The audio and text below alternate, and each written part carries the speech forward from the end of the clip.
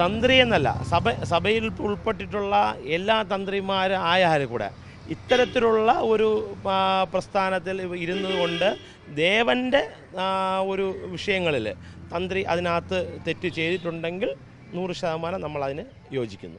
കാര്യം അതിന് നമുക്ക് തെറ്റ് പറയാൻ പറ്റത്തില്ല. കാര്യം എന്ന് പറഞ്ഞാൽ തന്ത്രിയുടെ ഉത്തരവാദിത്വം ഉണ്ടെന്ന് വെച്ചാൽ ക്ഷേത്രത്തിൻ്റെ ഇപ്പോൾ അഡ്മിനിസ്ട്രേഷൻ കാര്യങ്ങളിൽ ഇടപെടാൻ അദ്ദേഹത്തിന് പറ്റത്തില്ല.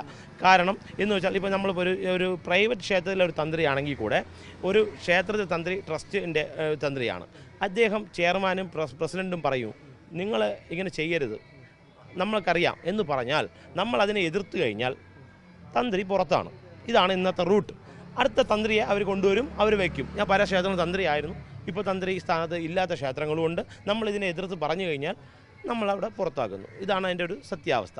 അപ്പോൾ അതുകൊണ്ട് ചില തന്ത്രിമാർ ഇതിനെതിരെ മൗനം പാലിക്കുന്നത് എന്താ പറയുമ്പോൾ കണ്ടാൽ കൂടെ ശരി എന്തോ ആയിക്കൊണ്ട് പോട്ടെന്ന് ചോദിക്കും. ദേവസ്വം ബോർഡ് പ്രസിഡൻറ്റ്, അതിൻ്റെ മുകളിൽ ദേവസ്വം മന്ത്രിയുണ്ട്, പല ആൾക്കാരും ഉണ്ട്.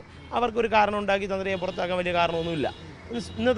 ഇന്നത്തെ ഈ ചുറ്റുപാടിൽ വളരെ എളുപ്പമായിട്ട് നടക്കുന്നൊരു കാര്യമാണത്.